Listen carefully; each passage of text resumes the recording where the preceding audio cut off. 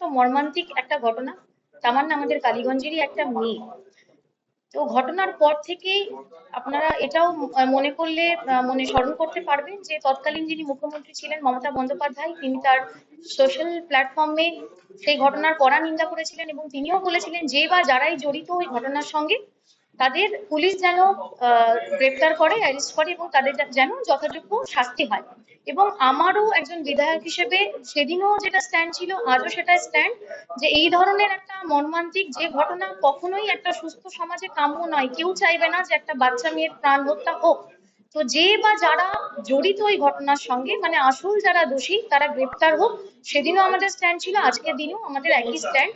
তামান্নার মা এফআইআর করেছেন, 11 জন গ্রেপ্তার হয়েছিল।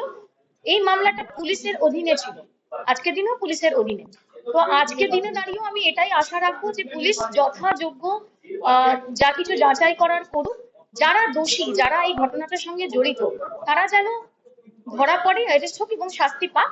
কিন্তু কোনো নির্দোষ ব্যক্তি যেন এই মামলায় গ্রেপ্তার না হন, সেটাও প্রশাসনের কাছে এবং মুখ্যমন্ত্রীর কাছে আমি আবেদন রাখবো দেখার জন্য। কারণ মুখ্যমন্ত্রী বলেছেন, নবনির্বাচিত মুখ্যমন্ত্রী, যে আইনের শাসন চলবে, শাসকের আইন নয়।